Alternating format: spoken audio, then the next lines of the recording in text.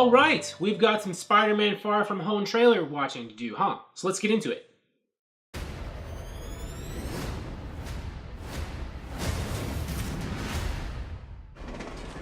Thank you, Spider-Man. That was so good. Hey, sorry I'm late. She's in on it. Happy. You look nice. Thank you. You too. Thank you. New dress? Yes, it is. How'd you know? What just happened? Planning a trip? Going to Europe. School trip. Did you get your passport? Peter Parker here to pick up a passport, please. Mini toothpaste? Pack your suit. I just want to go on my trip with my friends. Europe doesn't really need a friendly neighborhood Spider-Man.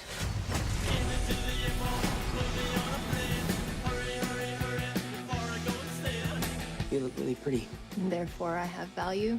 No, that's not I'm right. messing with you. You look pretty too. I just want to spend some time with MJ. I think she really likes me, dude. That reminds me when I first fell in love. I had just finished my film called.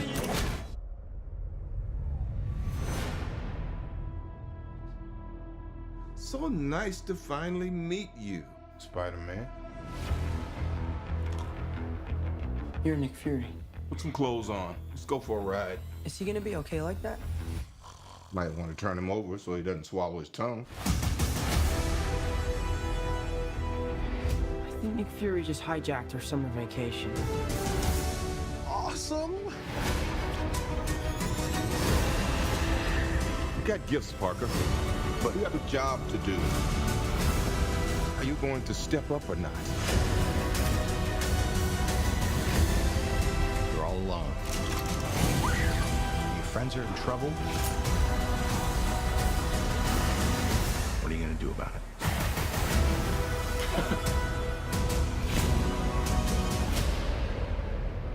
You don't want any part of this.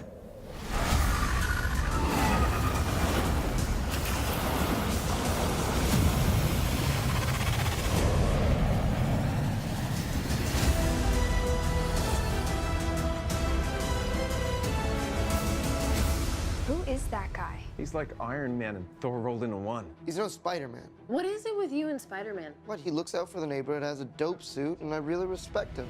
Sup, dickwad? That looked fabulous. It looks like it has a lot of the same energy as the first Spider-Man movie in this era, Spider-Man Homecoming.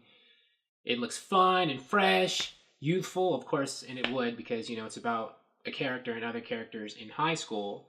And it's like, you know, Spider-Man's European Vacation, this movie right here. I liked, you know, him going to another country with his friends. That's going to lend a whole new vibe and energy to the movie because, you know, it's him on vacation in Europe.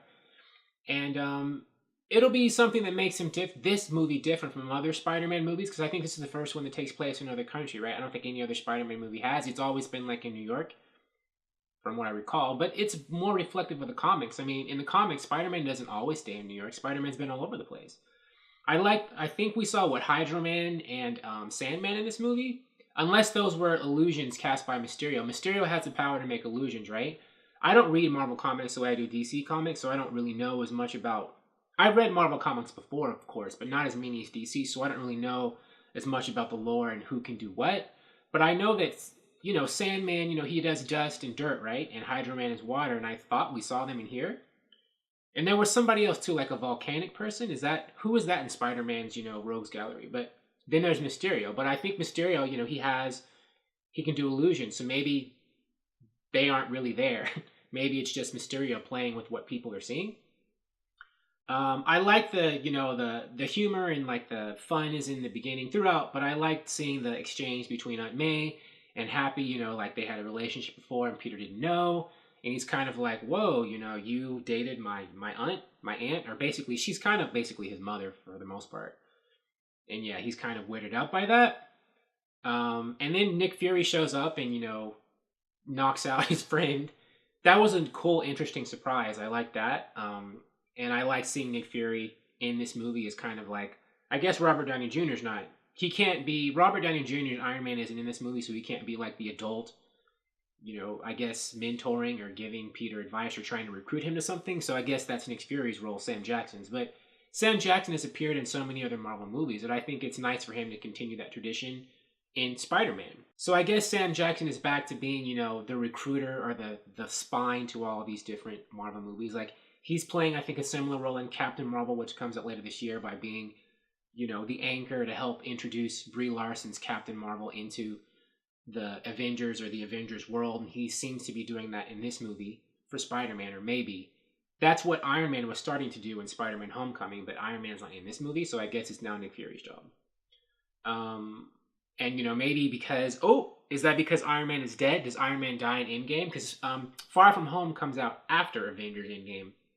And, you know, why isn't Peter's friend Tony in here too? I mean, he was like his adult buddy in the first one, right? Spider-Man Homecoming, but he's not here. He's unavailable. Why? Because he dies after fighting Thanos?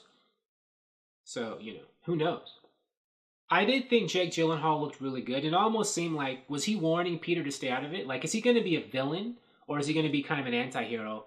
And maybe Mysterio and Spider-Man will have to team up to fight another villain? Like, if Hydro Man and Sandman are real, maybe them or someone behind them is the real villain of this movie. And, you know, Mysterio is caught up or seems like a villain but turns out to be an ally. Or maybe Mysterio just straight up is the villain in this movie. All in all, great stuff. I really like Spider-Man Homecoming, and so I'm excited to see Spider-Man Far From Home. You know, I was always going to see it anyway, but, you know, this has not dimmed my excitement at all. I can't wait. It looks fantastic. Thank you for watching. If you like this video, please like it on YouTube and subscribe to the channel because I appreciate your viewership, and I'll talk to you soon. Bye.